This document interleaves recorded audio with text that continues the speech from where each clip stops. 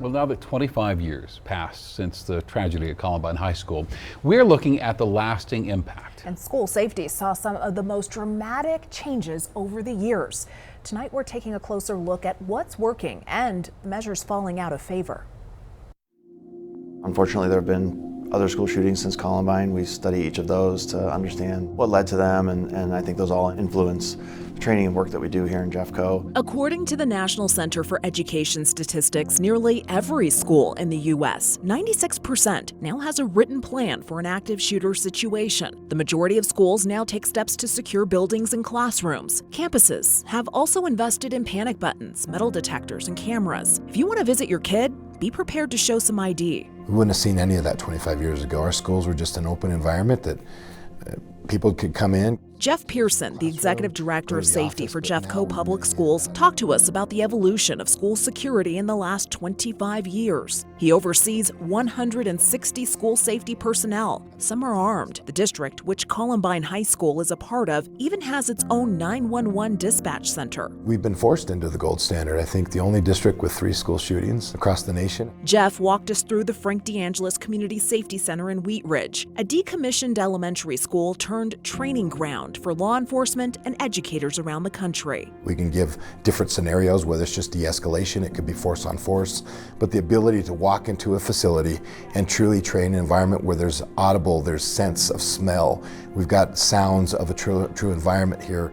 What would you see on a school campus now that you wouldn't see 25 years ago? You'd see SROs for sure. In recent years, there's growing concern about traumatizing students. Advocates have pushed back on over-policing schools, and the American Academy of Pediatrics has warned against having students participate in active shooter drills that are too realistic. I would say we steered a little bit from trying to be overprotective and provide kind of a prison mentality in our schools. Meanwhile, anonymous reporting systems have become an invaluable resource in preventing tragedy. Safe to Tell was started in Colorado in 2004. The call center operates 24/7, 365 days a year. We know that there are planned attacks on schools that are stopped because of Safe to Tell. We have gotten information about planned attacks.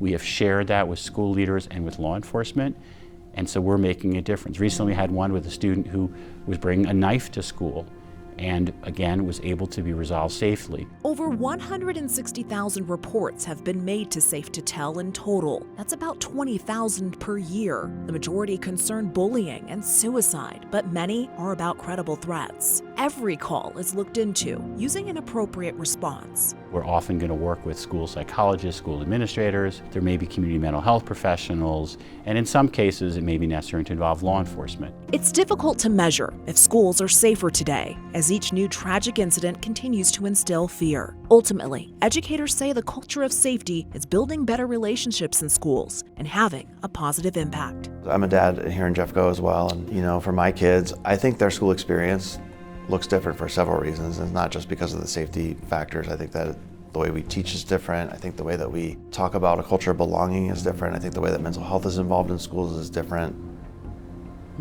A lot of changes from when we went to school, right? And the school security leaders that I spoke with say that the future of school security will be in the architecture. As new schools are built, they'll be designed to keep students safer and prevent perpetrators from entering buildings. And as we mark 25 years since Columbine, Denver 7 is telling the stories of the families impacted, preserving the memory of the lives lost, and sharing the legacy of service and kindness. And I encourage you to look for all these stories on denver7.com/Columbine.